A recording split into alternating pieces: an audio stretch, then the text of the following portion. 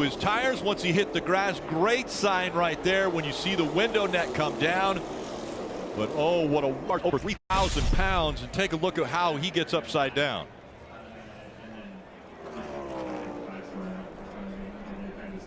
Going by Noah, a little bit of contact on with the right front fender.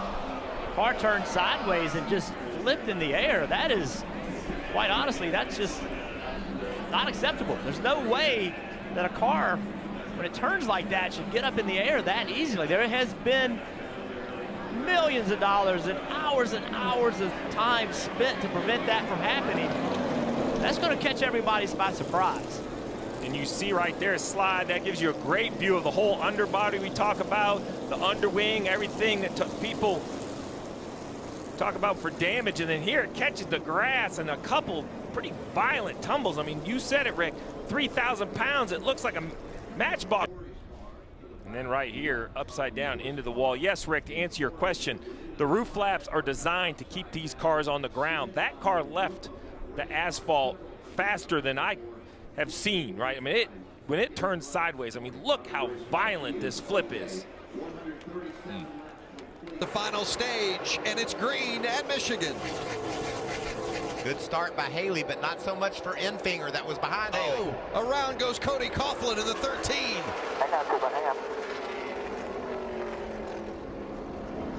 A big hit for Coughlin on that restart. Well, the restarts are so important. Everybody. Rex was on those older left side tires. He was able to make a lot of progress. Here's why we're under yellow.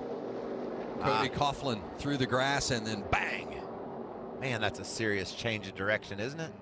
Hope Cody's okay. That was a hard hit. So fortunate. You see, Bubba Wallace was trying to get through the middle. He makes contact with Cody. Fortunately, Cody hits the safer barrier down there on the inside. Thank you to Michigan International Speedway for having that safer barrier there. How about riding along with Cody Coughlin? This is going to be a jarring ride. Yeah, just outside. trying to move around and take advantage the best he could of that. He's loose a little bit on that contact and hard into the wall is Cole Custer. Same situation. He got loose underneath Brett Moffitt.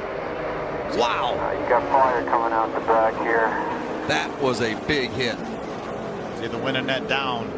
And the fire's out. As the laps wind down, you just start. 00, get underneath the 11 and just gets loose. Yeah, the 11's just going by him, and it looks like the 00 is kind of chasing his truck up the racetrack a little bit. He gets so close to the 11, and they make a little bit of contact, and man, hard into the safer barrier for Cole Custer. Well, thank goodness for the safer barrier. Watch the angle. Bam!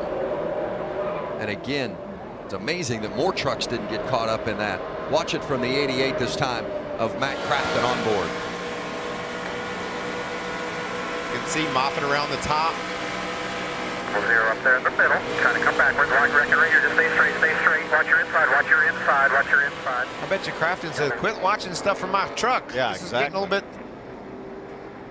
And I think it was a situation where Cole couldn't get away from the 11. I don't think he felt like he could turn the wheel to turn away from the 11. If you can't make the passes or clear to make the pass, oh, that's tight right there. There he goes up the track, Custer, and he turns Bowman into the outside wall. They clip Briscoe, the pole sitter. Hard hit for the 48 of Bowman, head on into the outside wall. Suarez also a part of this accident.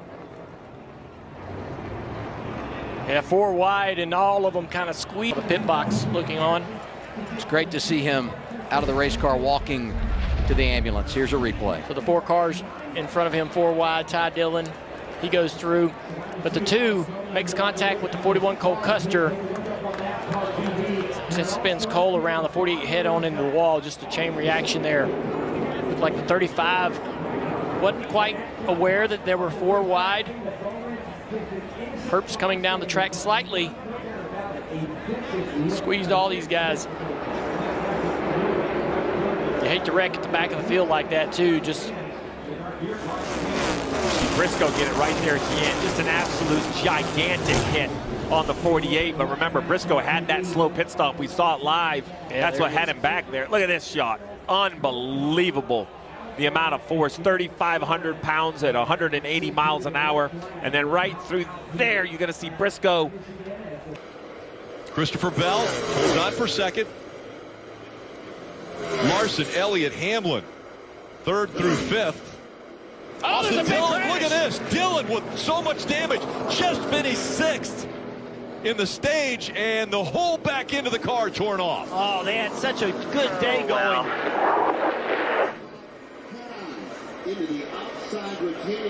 Let's take a look and see how this started. On the inside of Brad Keselowski off of turn 4. Side drafting the 2. Oh my.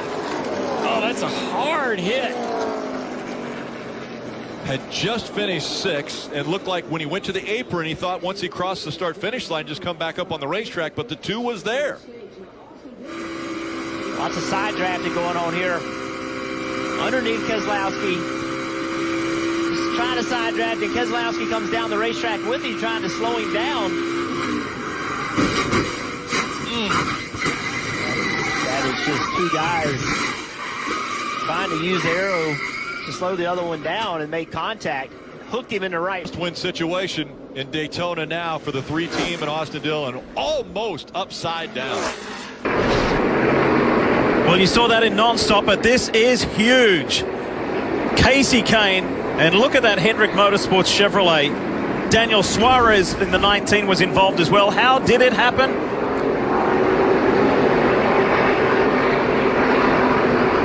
Oh. Well, I'm not clear. It's not clear to me if Casey thought he was clear and was trying to go up the racetrack to get in front of the 19, or if Still pretty far back in the corner. I'm not sure if he was steering it up or if he was chasing the car up. This would be a good view on board with Daniel Suarez. You hear Daniel out of the gas. He knows the 5 is coming up, and he knows the 5 isn't clear. He tries to lift out of the gas, but it's too late, and the 5 comes across his nose. I think the 5 got free. I think the 5 got loose underneath him and just lost control of his car. Wow, that was big. Casey Kane, Daniel Suarez, both out of the Pure Michigan 400. Oh, goodness gracious. Almost into the side of the 7 car. The 68, big crash. The 2 is wrecking. Maya Snyder's spinning around. Cindric's involved. Hemrick's involved. Bubba Wallace. Justin Haley.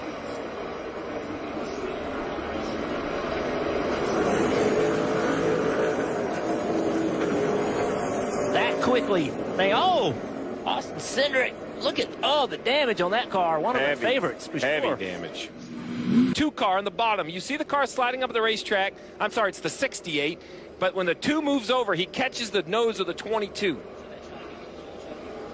I had it the 51, but it was the 68 car, that light blue car with the orange numbers. They were hard to make out.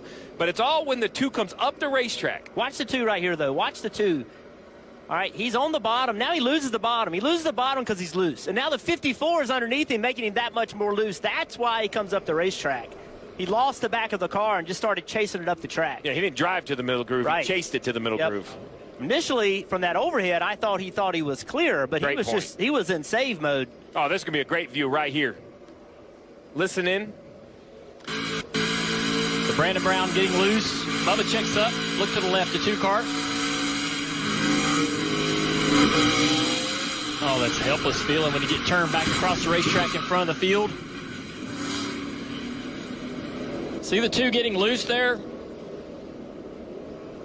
May have got a little contact from the 54 to move him up the track. Oh, these guys spinning behind, just in the smoke, trying to get him racing for the lead. Juan Pablo Montoya and Bobby Labonte were racing right in front of him in turn 4. Yeah, and this at Mark had caught these cars. You can see Bobby Labonte looks like just loses it, gets loose with that car right up behind him there. But Mark had been there for a while, and you can see Mark spinning now. Not much you can do except hold on and lock the brakes as a driver at this point in time. And right there. Oh. Yeah, I was lucky those crew members weren't injured there as well. I'm telling you, that was just a crazy accident. Mark's trying to keep it off the wall right here and keep it a little damaged as he possibly can, but just can't get it back out.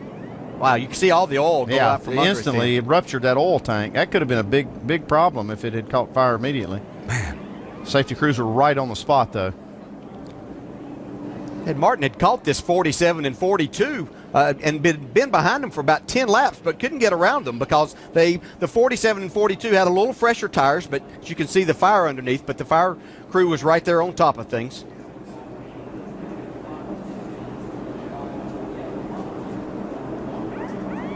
You see the end of that wall just penetrated the frame. Pretty even. Oh, look at that. Guys getting checked up. Big contact back there. J.J. Ailey's around the 10, the 2, hard into the wall. Oh, goodness. Kyle Busch involved. Big damage on the 18 as well. This is the concern about pitting and losing track position is the chaos on the starts. Huge damage to the 2 of Cindric. That was a big hit. Massive hit. Austin Cindric drops the window net in frustration. Big. There he is, just in the middle of 3 wide. McDowell's going to check up and then see what happens from here. Looks like he gets a little bit loose. He's trying to save it. More and more contact. But the 10 spins up in front. I'm going to have to watch it again to see how the 10 spun around. Was it contact from the 15, Junior? I believe a little contact with the with another car, not the 15, but move back here to the contact. Yeah, there you go. Right. 10, 15 right there. And getting overcorrected into the wall head on by the 2. That's your worst nightmare, I think, in a race car. Being turned head on into the wall like that at such a high speed. Even though they're on a restart here, not full speed, these are still tremendous hits for these guys. Look at Ty Gibbs and safer barrier move. That safer barrier, big move.